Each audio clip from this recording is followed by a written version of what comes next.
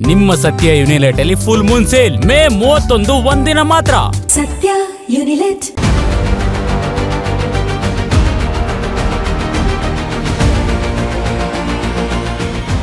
Mister ನ್ಯಾಕ್ಸ್ ಈ ಹೆಸರು ಕೇಳಿದ್ರೇನೆ ಪ್ರತಿಯೊಬ್ಬ RCB ಅಭಿಮಾನಿ ಮುಖದಲ್ಲಿ ನಗು ಬರುತ್ತೆ. ನ್ಯಾಕ್ಸ್ ಮಾತನಾಡೋ ಶೈಲಿ, ಅವರ ನಡವಳಿಕೆ, ಅಷ್ಟೇ ಯಾಕೆ ಅವರು ಬಳಸೋ ಅಪ್ಪಟ ಲೋಕಲ್ ಪದಗಳ ತನಕ ಎಲ್ಲವನ್ನೂ ಬೆಂಗಳೂರಿನ ಜನರ ಮನಸ್ಥಿತಿಗೆ ತಕ್ಕ ಹಾಗೆ ರೆಡಿ ಮಾಡಲಾಗಿತ್ತು. ಇವತ್ತಿಗೂ ಒಂದು ಅರ್ಥ ಆಗಿಲ್ಲ ಈ ಹೆಡ್ ಬ್ಯಾಂಡ್ ಲುಕ್ ನ್ಯಾಕ್ಸ್ ಪಾತ್ರದ ಭಾಗ ಆಗಿದ್ದು ಹೇಗೆ ಅಂತ.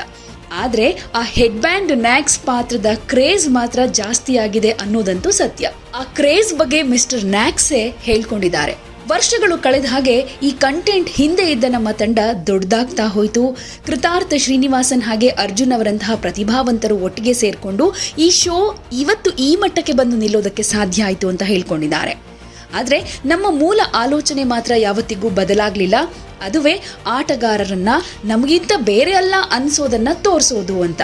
ಸಾಮಾನ್ಯವಾಗಿ ಅಭಿಮಾನಿಗಳು ಕ್ರಿಕೆಟ್ ಆಟಗಾರರನ್ನ ಸೂಪರ್ ಹೀರೋಗಳ ಥರ ನೋಡ್ತಾರೆ. ಆದರೆ ಅವರಿಗೂ ಒಂದು ಮುಖ ಇದೆ, ಅವರು ಕೂಡ ತಮ್ಮನ್ನ ತಾವೇ ನೋಡಿ ನಗಬಲ್ಲ ಸಾಮಾನ್ಯ ಮನುಷ್ಯರು ಅನ್ನೋದನ್ನ ನಾವು ಜಗತ್ತಿಗೆ ತೋರಿಸೋದಕ್ಕೆ ಇಷ್ಟಪಟ್ಟಿದ್ವಿ. ಆಶ್ಚರ್ಯ ಅಂದರೆ ಆಟಗಾರರು ಕೂಡ ಅದನ್ನ ಪೂರ್ತಿ ಒಪ್ಕೊಂಡ್ರು ಅನ್ನೋದು. ತಮ್ಮನ್ನ ತಾವೇ ಗೇಲಿ ಮಾಡಿಕೊಳ್ಳೋದಕ್ಕೆ, ತಮ್ಮದೇ ತಪ್ಪುಗಳನ್ನು ನೋಡಿ ತಾವೇ ನಗೋದಕ್ಕೆ, ಹಾಗೆ ತಮ್ಮ ಎಲ್ಲ ತಮಾಷೆಯ ಆಟಗಳಲ್ಲಿ ಭಾಗಿಯಾಗೋದಕ್ಕೆ ಅವರೆಲ್ಲರೂ ಖುಷಿಯಿಂದ ರೆಡಿ ಆಗ್ತಾ ಇದ್ರು. RCB ಫ್ರಾಂಚೈಸಿಯೊಂದಿಗೆ ಗುರುತಿಸಿಕೊಂಡಿರೋ ಪ್ರತಿಯೊಬ್ಬರನ್ನು, ಅದು ದೊಡ್ಡ ಆಟಗಾರರಿರಲಿ, ಸಹಾಯಕ ಸಿಬ್ಬಂದಿ ಇರಲಿ, ಮಾಧ್ಯಮದವರಾಗಲಿ ಅಥವಾ ಕ್ರೀಡಾಂಗಣದ ಸಾಮಾನ್ಯ ಕೆಲಸಗಾರರೇ ಇರಲಿ, ಎಲ್ಲರನ್ನೂ ಒಂದೇ ರೀತಿಯ ಪ್ರೀತಿ ಹಾಗೆ ಗೌರವದಿಂದ ನಡೆಸಿಕೊಳ್ಳೋ RCB ಶೈಲಿ ನನಗೆ ಇವತ್ತಿಗೂ ಆಶ್ಚರ್ಯ ಉಂಟು ಮಾಡುತ್ತೆ ಅಂತ ನ್ಯಾಕ್ಸ್ ಹೇಳ್ತಾರೆ. ವರ್ಷದಿಂದ ವರ್ಷಕ್ಕೆ ನಾನು ಕೇವಲ ಒಬ್ಬ ಕಲಾವಿದ ಅಲ್ಲ, ಈ ತಂಡದ ಒಂದು ಅವಿಭಾಜ್ಯ ಅಂಗ ಅನ್ನೋ ಭಾವನೆಯನ್ನು ಅವರು ನನ್ನಲ್ಲಿ ಮೂಡಿಸಿದ್ರು. ಪ್ರಾಮಾಣಿಕವಾಗಿ ಹೇಳ್ತೀನಿ, ಮಿಸ್ಟರ್ ನ್ಯಾಕ್ಸ್ ಪಾತ್ರ ಒಂದೇ ಒಂದು ಸೀಸನ್ ದಾಟಿ ಉಳಿಯುತ್ತೆ ಅಂತ ನಾನು ಯಾವತ್ತೂ ಅಂದ್ಕೊಂಡಿರಲಿಲ್ಲ. ಆದರೆ ಇವತ್ತು 1 ದಶಕಕ್ಕೂ ಹೆಚ್ಚು ಸಮಯ ಕಳೆದು ನಾವಿಲ್ಲಿದ್ದೀವಿ ಅಂತ ಖುಷಿಯನ್ನು ವ್ಯಕ್ತಪಡಿಸಿದ್ದಾರೆ. ಹಾಗೆ RCBಯ ನಿಜವಾದ ಶಕ್ತಿ ಯಾವಾಗಲೂ ಅದರ ಅಭಿಮಾನಿಗಳೇ. ಅವರೇ ನಮ್ಮ ಮೊದಲ ಆದ್ಯತೆ. ಅದಕ್ಕಾಗೇನೆ ಅಭಿಮಾನಿಗಳಿಗೆ ತಮ್ಮ ನೆಚ್ಚಿನ ತಂಡದ ಒಳಗಿನ ವಿಷಯಗಳನ್ನು ನೇರವಾಗಿ ತಲುಪಿಸೋದಕ್ಕೆ ನಾವು ಯಾವಾಗಲೂ ಹೆಚ್ಚಿನ ಪ್ರಯತ್ನ ಮಾಡಿದ್ವಿ. RCB ಇನ್ಸೈಡರ್ ಅಂದರೆ ಅದು ಬರೀ ಪದಗಳ ಬಗ್ಗೆ ಮಾತ್ರ ಆಗಿರಲಿಲ್ಲ. ಅದು ಹೋಟೆಲ್ನ ಪೂಲ್ ಸೈಡ್ ಸಂಭಾಷಣೆ ಆಗಿರ್ಬೋದು, ವಿಮಾನದಲ್ಲಿ ಜರ್ನಿ ಮಾಡೋದಾಗಿರ್ಬೋದು, ಹೋಟೆಲ್ ಕಾರಿಡಾರ್ಗಳು, ಟೀಮ್ ಬಸ್ಗಳು, ಆಟಗಾರರು ಕ್ಯಾಮ್ರಾ ಇಲ್ದಾಗ ನಡೆದುಕೊಳ್ಳೋ ಆ ಸ್ವಾಭಾವಿಕ ಕ್ಷಣಗಳ ಕಥೆಯಾಗಿತ್ತು. ನಮ್ಮ ಪ್ರಯಾಣದಲ್ಲಿ ನಾವು ಗೆಲುವಿನ ತೀರಾ ಹತ್ತಿರ ಬಂದು ಹೃದಯ ಒಡೆದು ಹೋದ ಋತುಗಳು ಕೂಡ ಇವೆ. ಅದರಲ್ಲೂ 2016ರ ಫೈನಲ್ ಸೋಲು ಇವತ್ತಿಗೂ ನೋವು ಕೊಡುತ್ತೆ. ಇನ್ನು ಕೆಲವೇ ಕ್ಷಣಗಳಲ್ಲಿ ಟ್ರೋಫಿ ನಮ್ಮದಾಗತ್ತೆ ಅನ್ನುವಷ್ಟರಲ್ಲಿ ಅದು ಕೈತಪ್ಪಿ ಹೋಗಿತ್ತು. ಅನೇಕ ವಿಧಗಳಲ್ಲಿ ಈ ತಂಡದ ಕಥೆ ಪ್ರತಿಯೊಬ್ಬ ಅಭಿಮಾನಿಯ ಬದುಕಿನ ಕಥೆಯನ್ನೇ ಹೋಲ್ತಾ ಇತ್ತು. ನಾವು ಪ್ರತಿ ವರ್ಷ ಮೈದಾನಕ್ಕೆ ಬರ್ತಾ ಇದ್ವಿ, ಹೊಸ ಆಸೆ ಇಟ್ಕೊಂಡು ನಂಬಿಕೆ ಇಟ್ಕೊಳ್ತಾ ಇದ್ವಿ. ಕೊನೆಗೆ ಆ ನಂಬಿಕೆ ಮತ್ತು ಭರವಸೆಯೇ ನಮ್ಮ ಗುರುತಾಗ್ಬಿಡುತ್ತೆ.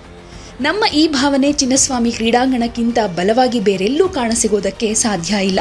ಯಾಕಂದರೆ 40,000 ಜನ ಒಟ್ಟಿಗೆ ಧ್ವನಿಗೂಡಿಸಿ ಹಾಡುವಾಗ, RCB ಅಂತ ಕಿರ್ಚುವಾಗ ಮತ್ತು ಜಂಟಿಯಾಗಿ ನಂಬಿಕೆ ಇಟ್ಕೊಂಡಾಗ ಒಂದು ಅರಿವಾಗುತ್ತೆ, ಈ ಕ್ರಿಕೆಟ್ ತಂಡ ಬರೀ ಕ್ರಿಕೆಟ್ಗಿಂತಲೂ ಮಿಗಿಲಾದ ಒಂದು ದೊಡ್ಡ ಭಾವನೆ ಅಂತ. ಇನ್ನು ಹೆಮ್ಮೆ ವಿಷಯ ಅಂದರೆ ದೇಶದ ಯಾವುದೇ ಮೂಲೆಗೆ ಹೋದ್ರೂ ಸಿಗೋ ಆ ಬೆಂಬಲ.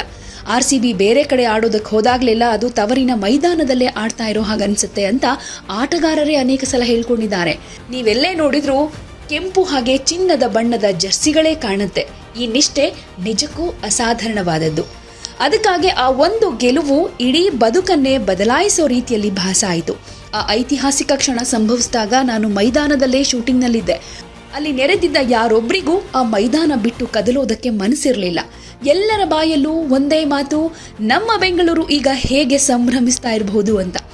ಅದಾದ ಮೇಲೆ ಸೋಷಿಯಲ್ ಮೀಡಿಯಾದಲ್ಲಿ ವಿಡಿಯೋಗಳೇ ತುಂಬಿ ಹೋದ್ವು.